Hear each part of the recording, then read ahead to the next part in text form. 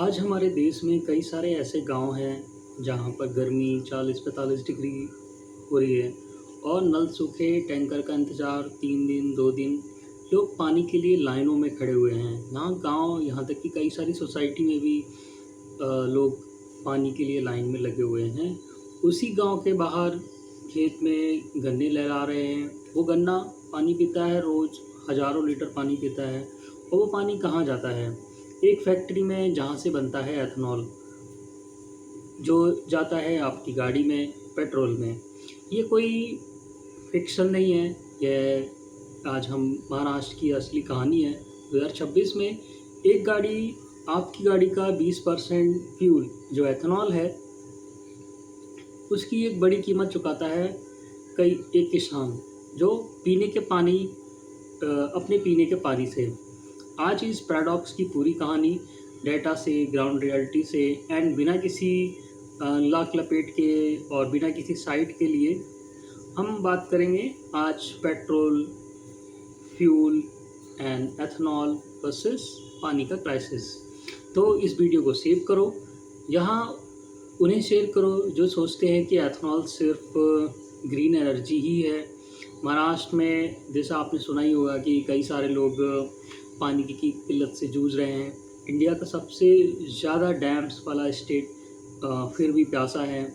ये लाइन जितनी आयरॉनिक लगती है उतनी ही सच भी है। महाराष्ट्र में लार्ज डैम करीब 1845 इंडिया में सबसे ज़्यादा हैं। महाराष्ट्र की रेनफॉल सिर्फ 600 to 800 mm एनुअली है। वहीं अगर बात करें तो इंडिया का एवरेज रेनफॉल करीब 1083 mm महाराष्ट्र से करीब 40% ज़्यादा है। अगर हम बात करें तो मर्दाबाद का क्लासिफिकेशन इंडिया का दूसरा सबसे ड्राई रीजन रहा, राजस्थान के बाद। अगर हम बात करें तो रेन शैडो का शिकार हुआ।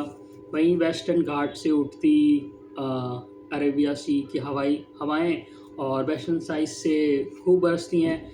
जब महाराष्ट्र पहुंचती हैं तो नमी खत्म हो चुकी होती है, सिर्फ सूखी हवाएं ही पहुंचती हैं।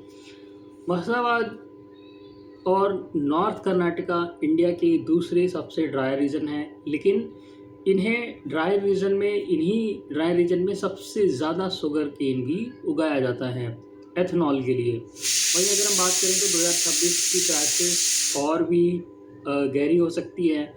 मानसून फोरकास्ट की बात करें तो एल नैनो डेवलपिंग पॉसिबल है।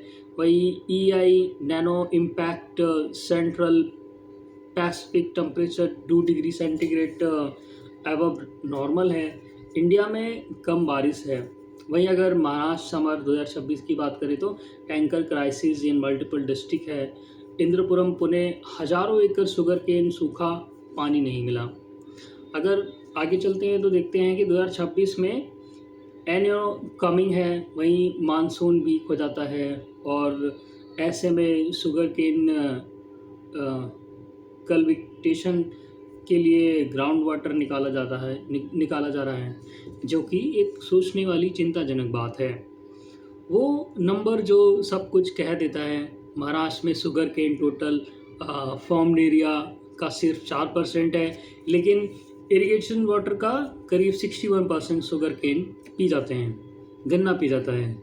फिर से अगर बात करें 4% ज़मीन और 61% पानी, बाकी 96% crop, pulse, millets, vegetable, wheat, सिर्फ 39% पानी पर ही जीते हैं। यह एलोकेशन फेयर नहीं है। और जब यह 4% ज़मीन एथेनॉल के लिए और बढ़ाई जाती है, 39% पानी और कम हो जाता है। शुगर केन को पानी कितना चाहिए? अगर हम बात करें तो शुगर केन की वाटर रिक्वायरमेंट करीब 150 से 250 सेंटीमीटर पर ग्रोइंग सीजन होती है। वही इरिगेशन फ्रीक्वेंसी की बात करें तो ऑलमोस्ट डेली, अनलाइकली पल्स अगर हम बात करें तो एथेनॉल बनाने में पानी कितना जाता है? 1 टन शुगर केन जूस सिर्फ 70 लीटर एथेनॉल ही बनाता है। वहीं अगर शुगर केन उगाने में करीब 1500 से 2000 लीटर पानी पर केजी शुगर केन पी जाता है। वहीं 1 लीटर एथेनॉल के लिए हमें करीब 2000 प्लस लीटर ड्रिंकिंग वाटर की ज़रूरत होती है इनडायरेक्टली। वहीं 1 लीटर एथेनॉल के लिए जो आपकी गाड़ी में जाता है करीब 2000 लीटर से ज़्यादा पानी यूज़ होता है। महाराष्ट्र के सूखे इलाके हैं, सूखे इलाकों में जहाँ लोग पीने के लिए पानी को तरस रहे हैं। महाराष्ट्र का करीब 82% शुगर और ड्रॉट एरिया से है। वहीं अगर बात करें तो महाराष्ट्र शुगर प्रोडक्शन करीब 82% लो रेनफॉल एक्कर एरियाज में होती है। यह पॉलिसी का सबसे ज़्यादा पैराडॉक्स है। गवर्नमेंट महाराष्ट्र 1999 में कह चुकी थी कि 1000 mm से कम रेनफॉल वाले एरियाज में शुगर केन रिस्ट्रिक्ट होनी चाहिए। मर्दाबाद में रेनफॉल करीब 600 to 800 mm है, फिर भी एथेनॉल वहाँ पे बन रहा है। रिकमेंडेशन 1999 में दी गई, 2026 में भी इम्प्लीमेंट नहीं हुई। वो फार्मर जो गन्ना उगाता है पानी नहीं पीता। मर्दाबाद में तो एक ही गांव है। रिसर्चर्स ने एक पैटर्न देखा कि village that clamour for tankers to supply drinking water grow tons of water guzzling sugar cane for the state sugar daddies. वो फार्मर जो एथेनॉल के लिए गन्ना तो उगाता है, उसके गांव में पीने का पानी नहीं है। यह 2026 की महाराष्ट्र की सच्चाई है। फार्मर गन्ना क्यों उगाता है? रियल रीज़न क्या है? क्योंकि गवर्नमेंट ने गारंटी दी है कि ethanol FRP fair remunerative price, government fixed guaranteed purchase, OCM buy ethanol directly, weather risk कम, गारंटीड इनकम। फार्मर रैशनल है, वह जब गवर्नमेंट गारंटीड प्राइस दे वो वही उगाएगा, उसको भी तो आखिर अपना जीवन चलाना है। शुगर केन की assured money, pulse and millet नहीं देते। यह मार्केट डिस्ट्रक्शन है। फूड वर्सेस फ्यूल एक न्यू क्राइसिस है। क्रॉप सिर्फ फार्मर पल्स और ऑयल सीड्स छोड़ रहे हैं, मेज एंड शुगर केन की तरफ ज़्यादा शिफ्ट हो रहे हैं। मेज डाइवर्जन फूड मार्केट का मेज, ethanol factories, PDS rice large quantity ethanol के लिए डाइवर्टेड है। एथेनॉल सर्वे 2025-26 ने अलार्म बजाया कि ethanol expansion reshaping agriculture initiative है। जब आपकी थाली का चावल पेट्रोल टैंक में जाए और महाराष्ट्र जैसे स्टेट का पानी, पीने का पानी भी पेट्रोल टैंक में जाए, तो ये सवाल पूछना ज़रूरी है कि किसके लिए यह एनर्जी पॉलिसी। फेयर रहना ज़रूरी है। एथेनॉल के बेनिफिट भी हैं। दोस्तों, अब तक हमने प्रॉब्लम देखी, लेकिन हॉनेस्ट रहना भी बहुत ज़रूरी है। एथेनॉल प्रोग्राम की ज़रूरत भी है। एथेनॉल क्यों ज़रूरी है? जैसे फॉरेक्स सेव्ड 2014 से 2024 तक करीब 1.7 लाख करोड़ सेव हुआ। वहीं क्रूड ऑयल सब्सिट्यूट करीब 245 लाख मीट्रिक टन हो गया। वही अगर CO2 रिड्यूस्ड हुआ है, करीब 86.9 मिलियन टन CO2 रिड्यूस हुई है। ईरान वॉर इम्पैक्ट, क्रूड के जो दाम है 10,000 प्लस पहुंच गए। वहीं एथेनॉल इंडिया का शील्ड बना।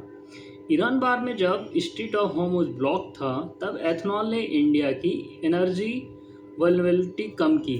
यह रियल बेनिफिट है। तो प्रॉब्लम क्या है? पॉलिसी का एक्सिक्यूशन। प्रॉब्लम एथेनॉल से नहीं है, प्रॉब्लम है वेयर इज से एथेनॉल। वहीं अगर राइट, मेज, बैम्बो, एग्रीकल्चर वेस्ट, लो वाटर क्रॉप से एथेनॉल बनना चाहिए। वहीं अगर बात करें तो right, UP, Bihar, eastern state, water rich area में शुगर केन होना चाहिए। रॉन्ग मर्तबा जैसे ड्रॉट प्रोन एरिया में शुगर केन से एथनॉल, पानी पीने के पानी की कीमत पर पेट्रोल भरना, ये गलत है। एथनॉल रॉन्ग नहीं है, रॉन्ग है वाटर स्ट्रेस्ड एरिया में शुगर केन बेस्ड एथनॉल को फोर्स करना, यह पॉलिसी कोऑर्डिनेटेड फेलियर है। वहीं अगर सोल्यूशन टू क्या है कि 2G एथनॉल एग्रीकल्चर वेस्ट से no water needed, bamboo ethanol Maharashtra से शुरू किया है चंद्रपुर में, sugar cane shift UP Bihar Bengal water rich state हैं। वहीं water use effectiveness monetary reporting ज़रूरी है। आपकी गाड़ी और मुर्शिदाबाद का पानी कनेक्टेड है। दोनों दोस्तों यह वीडियो अनकम्फर्टेबल है क्योंकि इसमें हम भी हैं। जब हम पेट्रोल भरते हैं उसके 20% एथनॉल के पीछे कई सारे गांव का, लोकल एरियाज़ का ग्राउंड वाटर है। वो फार्मर जो गन्ना उगाता है और वो टैंकर है जो पीने का पानी लाता है।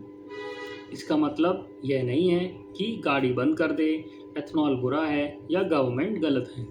इसका मतलब है कि इन्फॉर्म्ड रहो, पॉलिसी को अकाउंटेबल रखो। जब सरकार मुर्शिदाबाद में शुगर केन के लिए पानी डिवोट करे तब हमें आवाज़ उठानी चाहिए।